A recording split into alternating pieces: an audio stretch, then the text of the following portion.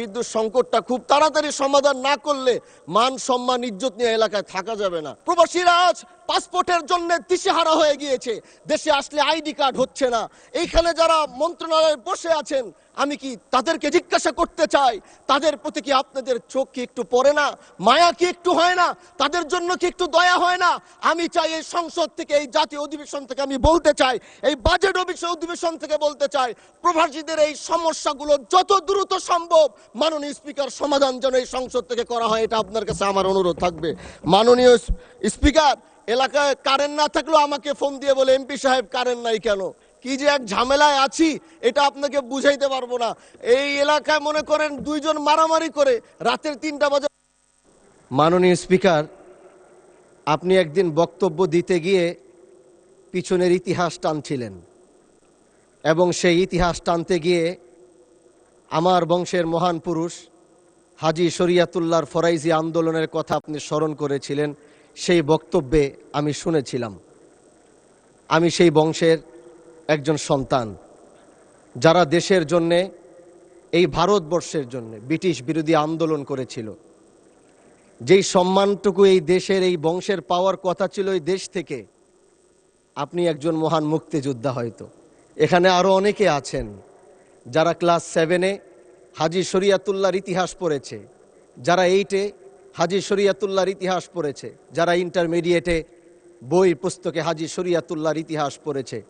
কিন্তু মাননীয় স্পিকার, আজকের এই মহান সংসদে দুঃখের সাথে কি বলতে হয় জানেন?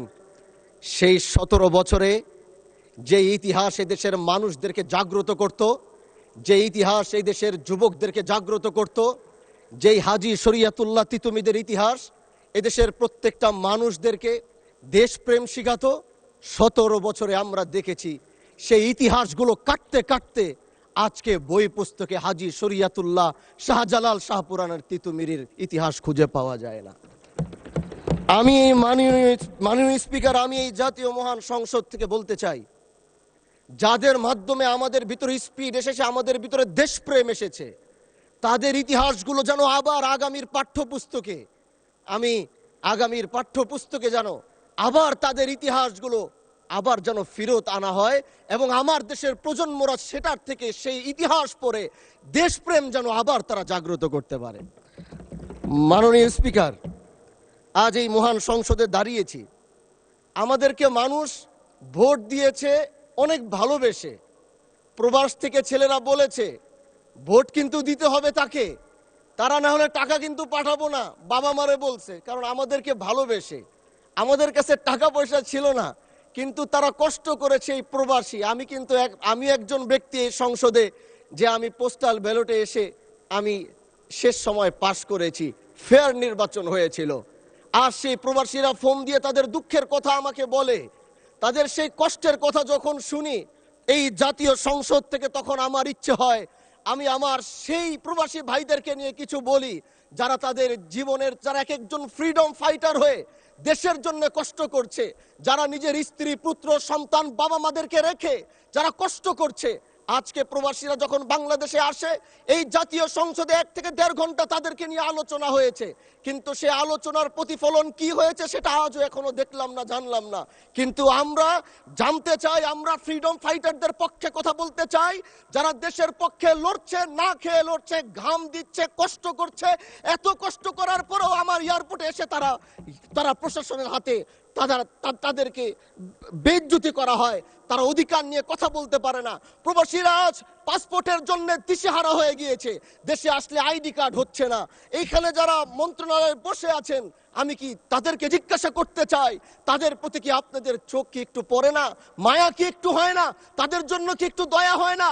আমি চাই এই সংসদ থেকে, এই জাতীয় অধিবেশন থেকে আমি বলতে চাই, এই বাজেট অধিবেশন থেকে বলতে চাই, প্রবাসীদের এই সমস্যাগুলো যত দ্রুত সম্ভব মাননীয় স্পিকার সমাধান যেন এই সংসদ থেকে করা হয়, এটা আপনার কাছে আমার অনুরোধ থাকবে।